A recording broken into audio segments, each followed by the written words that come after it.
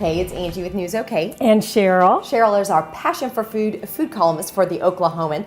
And it's Christmas time. It's the holidays, which is wonderful. She's talking about some holiday desserts. Is that right? Well, yes. And this is, if you will bear with us through several steps, this is a holiday Yule Log, which is a cake that you can actually eat. It's called a Buche De Noel. It's a French tradition. Very nice. And there's more about that in my column. Okay. So I'm going to start with a what's called in the baking world, a baker's half sheet, which is this size.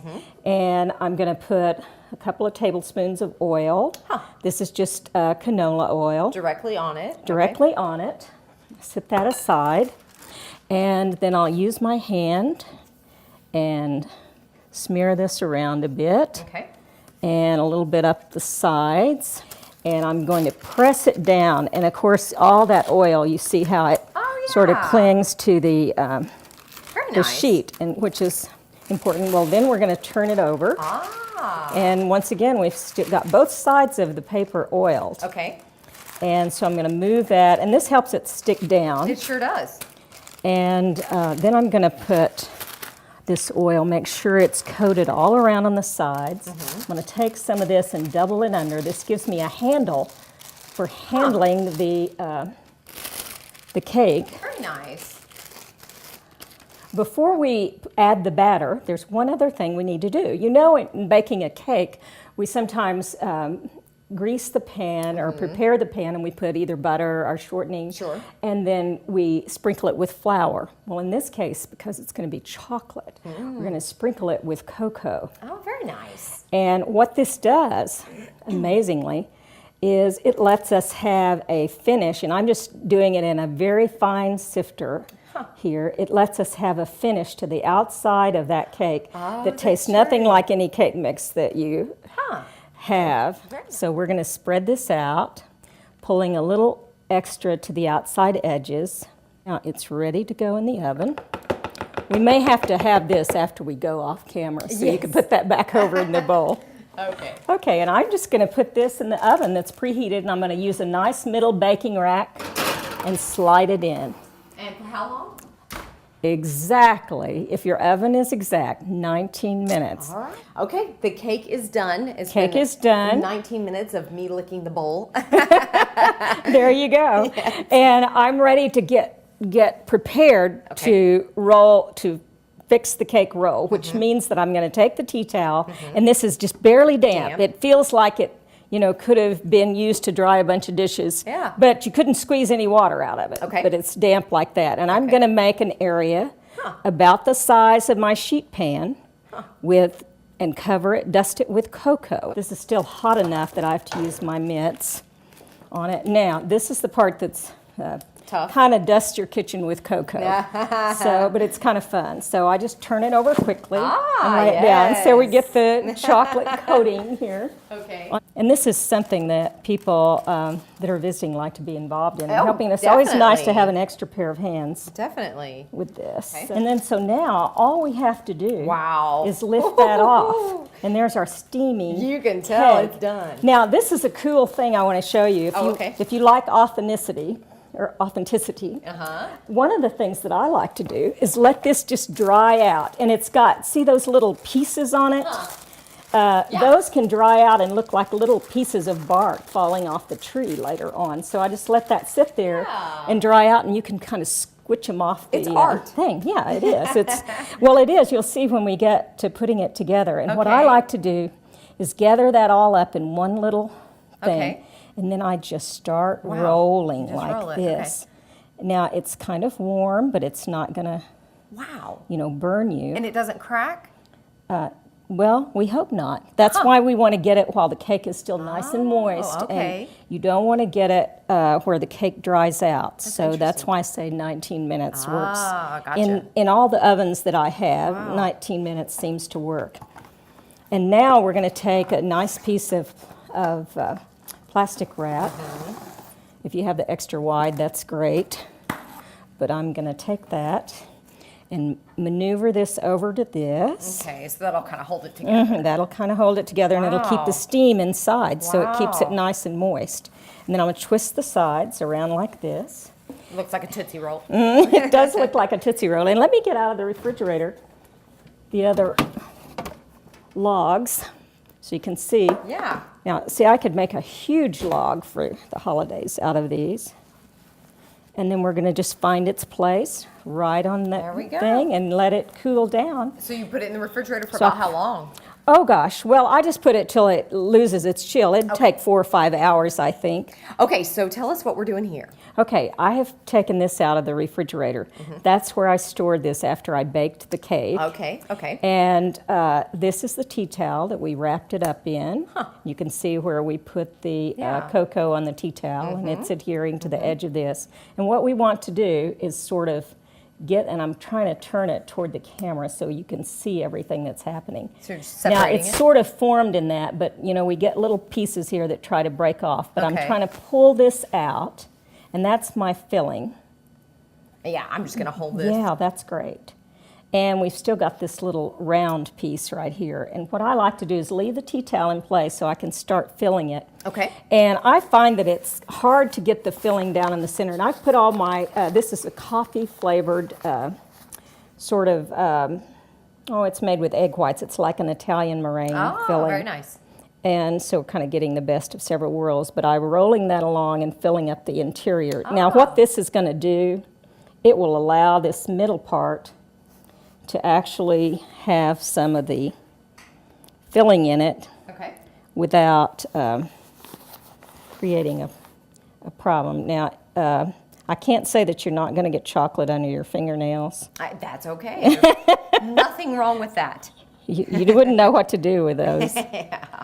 What we're going to do is basically roll this back up. I'm going to get this piece here.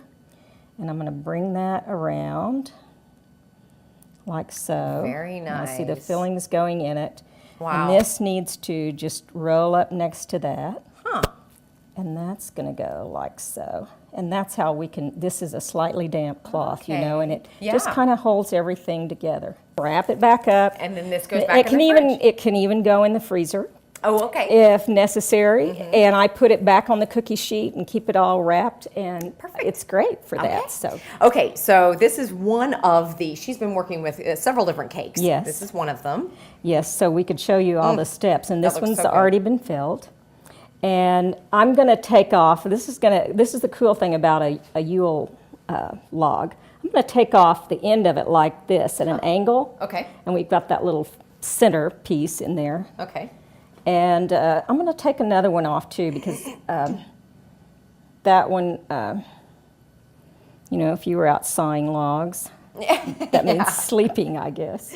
Yeah, and it kind of looks like our videographer said, like a little Debbie or something. Well, it kind of does. There is a lot of difference better. in that, and a little Debbie. Yes. It's better if you can put the seams on the bottom, but this one seems to want to lay like this. And someone a while back, one of my family members gave me this cute little tray that holds a Buche De Noel, which is kind of fun. Yeah. And then I like to take a piece of the log and pop it on the top, so it really looks like a log. How funny! Or you can take like one of the knots. Yeah. On the log. Or you can kind of scoot it from one side to the other and actually put it in here like the tree is kind of splitting apart. Oh, so anything to look that looks good. authentic. Very cool. And then I'm going to take a part of this one and put on the top, because I don't think I want a very tall piece. That one seems to fit on the top better. Yeah, there we go. So we go inside there. Okay. So what part is this? This is going to be the actual bark, and it's made of a fudge icing. Okay. And this is one that has to be baked. This is cooked. This liquids are cooked for 1 minute. Okay.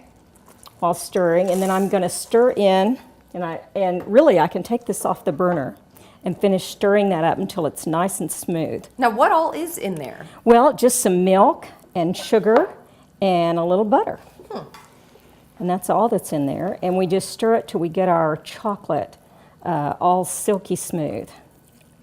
Okay, so this is the frosting, right? It's Right, the frosting is going to be on here. This is another step in that, and I'm just going to, it's getting so thick so fast that it's trying to set up. And that's all right, there isn't a catastrophe on the Yule log that you can't fix. And you said it's almost like a tree barky. It really is like a tree bark. And we're going to just put, and sometimes you could put another recipe of this on here, but it's so rich that you really don't need to. And we can take a fork, Angie, and run it lengthwise through this very lightly to make it look more authentic. See? Okay, so you have already whipped the meringue. I've whipped the meringue, which is basically mushrooms. Right. This is interesting. This is egg whites and sugar. Okay. Is really all it is. And you whip the egg whites stiff, and then you start adding the sugar. All right. And to make the meringues, I'm just using a little tip that's completely plain. It's about a 1/2 inch. Okay.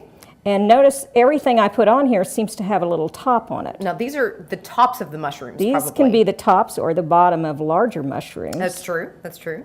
And we could make funnier tops. Or when I'm going to make a wider top, I just hold the thing down like that. That's true. But it's still got a top on it. So I'll show you how we're going to fix that in a minute. Okay. And how do you make the bottoms of them?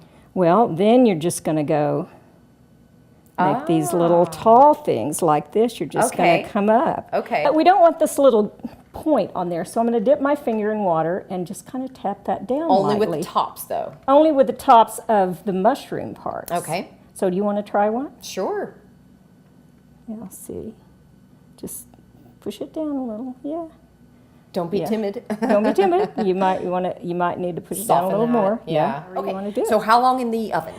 Almost 2 hours. Really, an hour and a half to 2 hours. You should start looking at them. And how long, or what was the temperature? Did you say?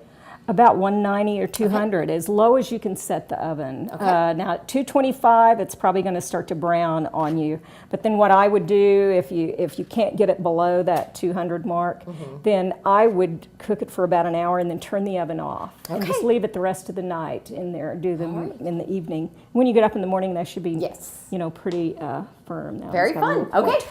All right, so we're going to make mushrooms. Yes, and then we're out of these wonderful little meringues, and they look so authentic when we get through with them. Okay. But this is the part you have to be very gentle with, and I just kind of dig a little hole out in the center. And of course, these little tops that we didn't mash down with our dampened finger stay with a point on them. So we're going to take a little of our fudge icing and put kind of in that hole. This is going to become the mushroom glue.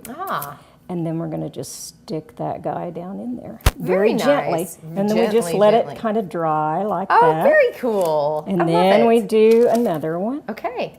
And so we do, I don't know, a couple of dozen of these to go around our log. Okay, so here's our final product. We're going to put the finishing touches on it. Of the log, yes. And now she's...